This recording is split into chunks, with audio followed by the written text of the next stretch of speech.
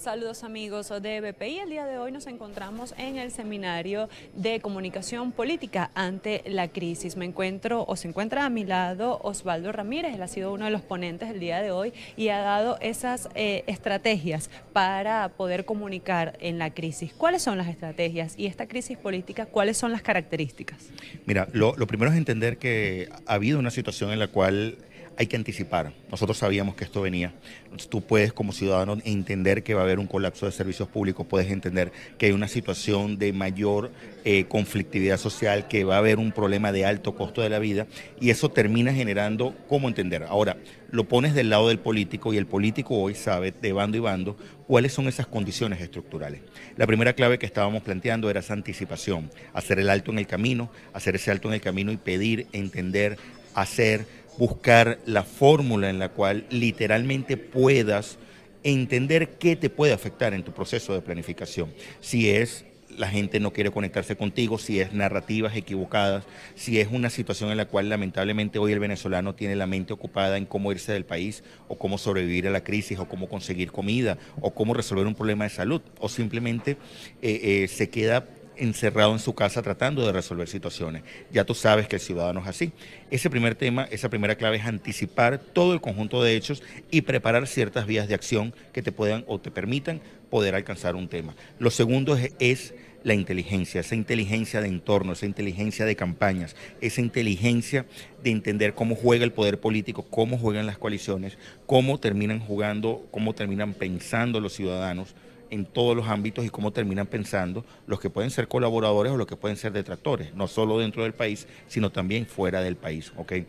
Un ejemplo de esta situación, por ejemplo, en México para la oposición venezolana, recientemente el posible canciller de López Obrador ha dicho: nosotros no vamos a hacer nada con la crisis venezolana y vamos a participar en el juego de nuestra política tradicional, que es la no intervención. Si ya tú como actor político de oposición en Venezuela has tenido constantemente un apoyo de ciertas naciones, ¿qué pasa que este sea el movimiento que se juegue abiertamente la oposición venezolana y la oposición mexicana en función de lo que pueda haber y el gobierno mexicano en lo que pueda haber con ese apoyo a Venezuela? Y una tercera clave es justamente este tema estratégico. Ese tema estratégico termina generándote a ti una situación de, bueno, ¿hacia dónde quiero yo ir? ¿Cuál es el objetivo que quiero alcanzar?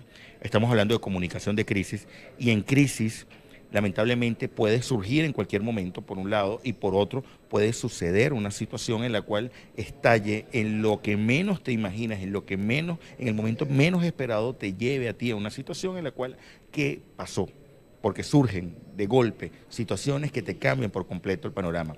Un ejemplo de esta situación: el año 2017, el Tribunal Supremo de Justicia, la sentencia 155 y 156, cambió por completo la política venezolana durante al menos 4 meses. O un hecho que nadie esperaba, el surgimiento y la consolidación de una Asamblea Nacional Constituyente, un hito que nadie esperaba. Entonces, a veces el pensar y el anticipar todo este tipo de situaciones. Usted ha hablado de la anticipación y de que esto sobre el escenario estaba previsto. Entonces, ¿qué pasó? Porque si ya teníamos un escenario que daba señales de lo que venía o lo que iba a ocurrir, ¿por qué llegamos a lo que estamos viviendo hoy?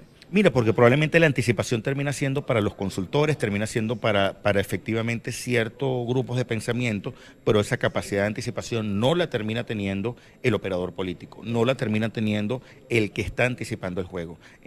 Un ejemplo dentro del gobierno: el colapso de servicios públicos, un colapso de servicios públicos que ya tú no te imaginaste que se iba a potenciar. Por ejemplo, el tema del transporte, por la falta de repuesto, por la incapacidad de los conductores de seguir trabajando o de querer hacer su trabajo por migajas en lo que es la contraprestación del pago. Todos estos detalles, tú hace un año el gobierno decía, eso no va a pasar, o la crisis de gas doméstico en el occidente del país, o la crisis eléctrica en el occidente del país con bastante fuerza. Son elementos que, insisto, tiendes a subestimar los actores porque pudieras pensar que pudiera pasar, pero no haces nada para revertir la situación. Ahora bien, hay varias etapas. Lo primero es una crisis, después ya podemos pasar a un conflicto y por supuesto posterior puede venir lo que es ya una guerra y todo eso. Nosotros nos encontramos en la etapa de crisis. ¿Cuánto falta para poder llegar a un conflicto o cuáles son lo que se necesita para llegar allí? Mira, la crisis puede ser permanente. Esa crisis permanente va a depender de cómo se enganchen los actores. tanto afectados como generadores de la crisis, en el mantenimiento de esa crisis o en la mitigación de esa crisis. ¿Puedes llegar a una etapa de conflicto? Sí, pero el problema hoy, si tú tuvieras un conflicto en Venezuela social, un conflicto social, es un conflicto totalmente agonal, es un conflicto caótico, es un conflicto que no tiene organización entre ellos, entre los diferentes actores que dicen yo quiero revertir esta situación. ¿Puedes llegar a eso? Sí. Puedes llegar a eso por hartazgo. Puedes llegar a eso porque simplemente dices, esta es la única solución que yo tengo en el momento, esta es la única solución que yo voy a alcanzar, y efectivamente eso te conduzca a decir, bueno, ya, la ruta ya no es conflicto, ya la ruta es el escalamiento del conflicto. Ha habido momentos en donde la situación lleva al ciudadano a decir, ya yo tengo que buscar por otra vía, por otra fórmula, alcanzar el poder o transformar el poder o revertir el estado que me está generando la crisis, y eso te lleva a pensar, bueno, me voy al nosotros contra ellos, me voy a una situación en la que pueda haber pensar en sabotaje, me voy a una situación en la cual yo comienzo y abandono mi liga moral y comienzo a hablar de terrorismo. Ese tipo de situaciones terminan llevándote a ti a pensar, bueno, es la única forma de hacer política.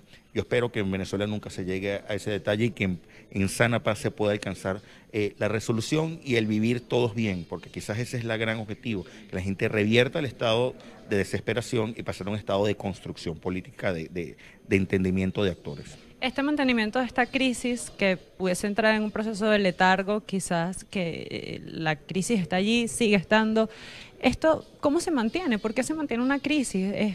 Hemos visto situaciones como en el ámbito político, quizás el envío de remesas es un factor que está allí y que hace que todavía la crisis se mantenga, porque tienes un sector todavía que está sobreviviendo.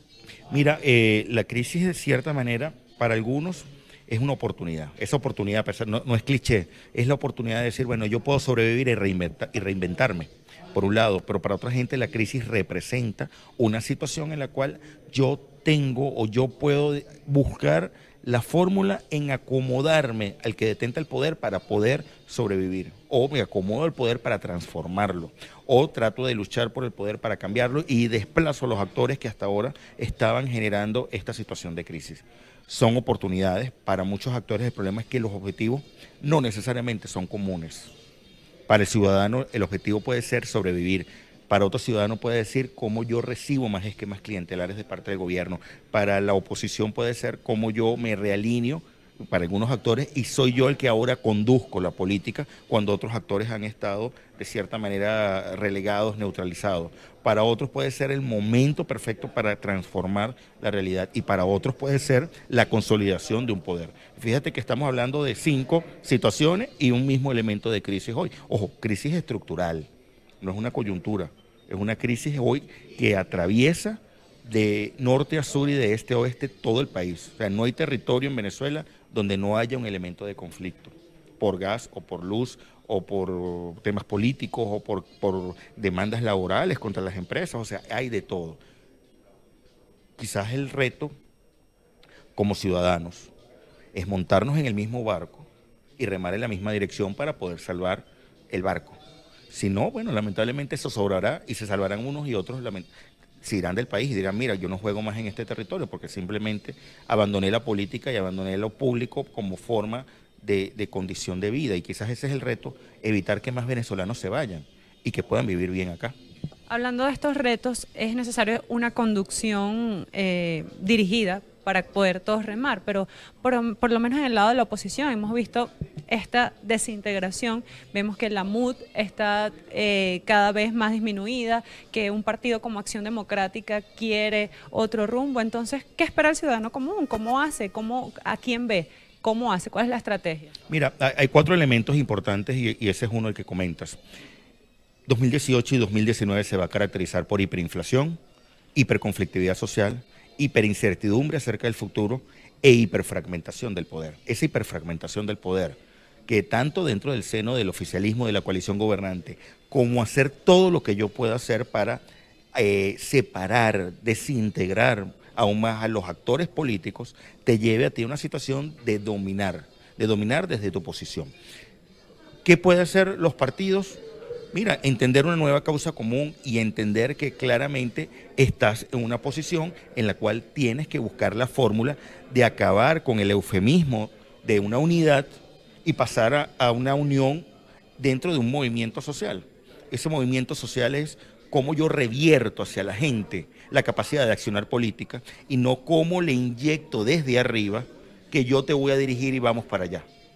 O sea, ese empoderamiento de la población para entender situaciones de poder atravesar y llegar a un puerto seguro pasa por tú también abandonar tu estado de supervivencia y de confort. Ojo, cuando digo confort me refiero a la zona de actuación, no porque estés bien. Lamentablemente más de 80% de venezolanos no está bien actualmente. Es encauzar esa situación de injusticia hacia la acción política.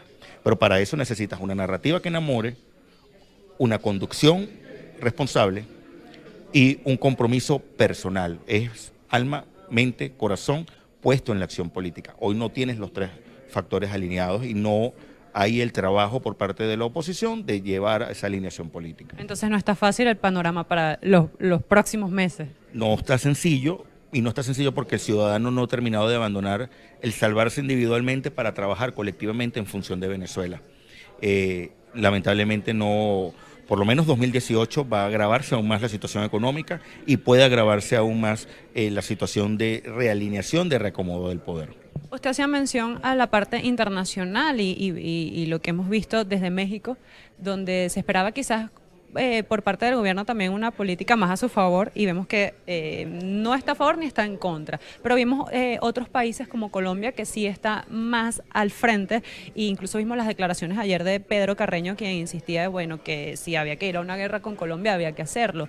¿Cuál es la estrategia para alinear todas estas acciones internacionales y que puedan surtir un efecto? También hemos visto con organismos como el Consejo de Derechos Humanos que está allí y ha llevado denuncias a la Corte Penal. ¿Qué hacer?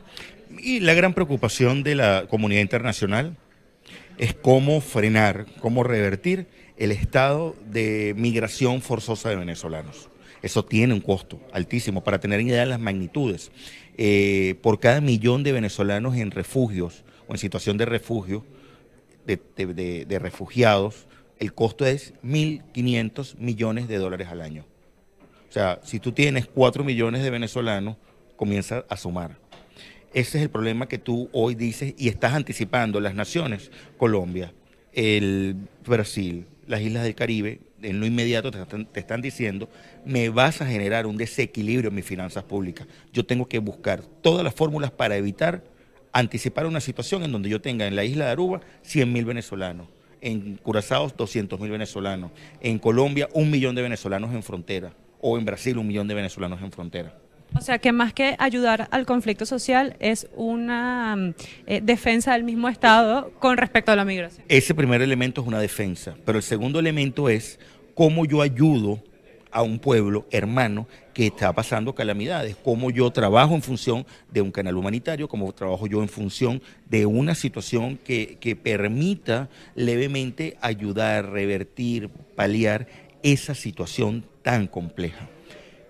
Esa es la primera preocupación en general, la gente. La segunda preocupación es la política, la geopolítica, porque si entras al juego geopolítico es cómo yo puedo buscar revertir la influencia de naciones que no tenían interés en América Latina, como el caso de China, como el caso de Irán, como el caso de Rusia, en una situación en donde nosotros veníamos colaborando y veníamos teniendo cierto equilibrio en la región. Eso preocupa y a muchas naciones les da mucho dolor de cabeza entender que tú de la noche a la mañana pasas a tener en un país determinado bases militares de otra nación. A pesar de que aquí se habla con mucha fuerza del intervencionismo, el intervencionismo de un lado o del otro termina siendo negativo. Bien, escuchábamos declaraciones de Osvaldo Ramírez. El día de hoy es parte de los ponentes que se han congregado para este seminario de comunicación política en tiempos de crisis que se realiza acá en Caracas, Venezuela. Él indicaba pues que el escenario para los próximos meses en nuestro país no está nada fácil debido a la poca articulación estratégica que tienen factores de por ejemplo, de la oposición, en articular todas esas necesidades de los venezolanos quienes están sumidos en esta crisis de servicios, económica, salud, de alimentación y pues la necesidad o lo que debiera hacer en este momento la coalición opositora es articular todas estas necesidades desde la base de las comunidades para poder conducir el cambio que se necesita en el país. En el ámbito internacional también indicaba que la preocupación que tiene la comunidad internacional con respecto no solamente a la migración venezolana que genera costos bastante altos, sino también con la capacidad o la necesidad de restablecer el Estado democrático en Venezuela. Desde Caracas, Venezuela, Ana Rodríguez Brazón para BPI TV.